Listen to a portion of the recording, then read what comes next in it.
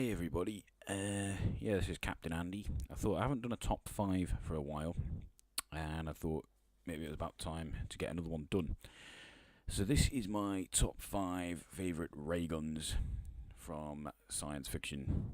Obviously from science fiction, I don't know if there are any other genres that feature ray guns, but here they are.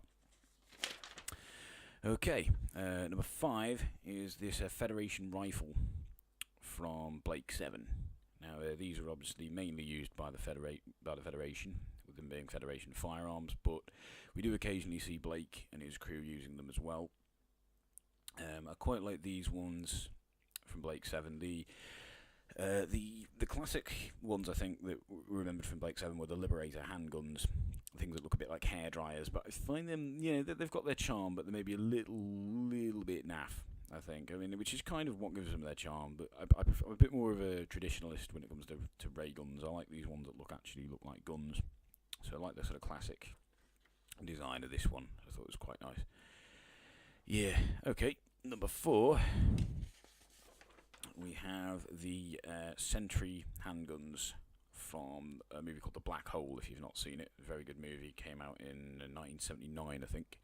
And these were the ones used by the Sentry robots, and they're sort of double lasers really. They've got a sort of 2 barrels, one on the top, one on the bottom.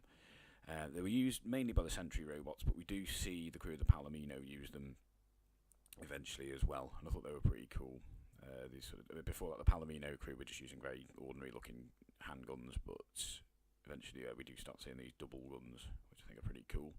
So that's that's a good movie as well if you've not seen it. If you like the idea of flying Henry Hoovers and double guns, then yeah, and sort of eccentric scientists with sort of stereotypical East European accents, well worth checking out. Cool. Next, number 3, we've got Bazookoid from Red Dwarf. Now these were always pretty freaking cool. I mean, those were like massive, dirty grey guns. I mean, they think because the Red Dwarf was a mining ship, these are designed for blasting away huge chunks of rock, so they can mine on moons and things like that and asteroids. So these were always dirty, great, buggering great guns, which I thought were pretty cool. Nice design, nice and scary looking, nice and sturdy looking. So yeah. Next, number 2. This is a laser pistol from Star Trek, not a phaser, although that's what Star Trek was known for. But in the pilot episode, the original pilot, The Cage, the crew of the Enterprise then had laser pistols. It wasn't until later that we started seeing Kirk and his crew with phasers.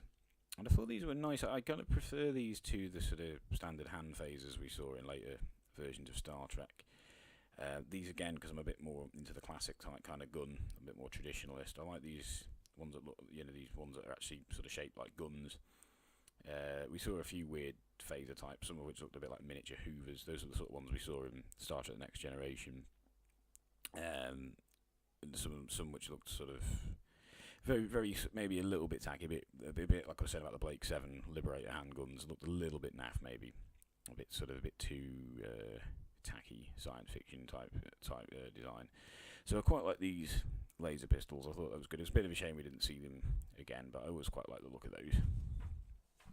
And then number 1, which really just got to be Han Solo's blaster from Star Wars. That's it really. I think this is called a DL-44 type blaster, I think is the proper name. Any geeks out there will know that. Modelled a bit apparently on a broom-handled Mauser. So modelled on a proper gun, again giving it that classic design. Actually looks like a gun, doesn't look like a hairdryer or a Hoover or anything. And yeah, it's pretty cool. This is the gun Han Solo used to shoot Greedo first. Yeah, not just first, in fact, only, because he was the only one to shoot. Greedo didn't get a chance to shoot because he got blown away. So Han did not only shoot first, he shot only. He was the only one to do any shooting. Disagree with me and a million other geeks at your peril. So anyway, yeah, that's my top 5 ray guns. Hope you enjoyed watching that as much as I enjoyed making it. Hopefully a bit more than that, actually. And yeah, hopefully I'll do some more of these top 5 things and some more science fiction themed videos as well. in the near future. Take care. Goodbye.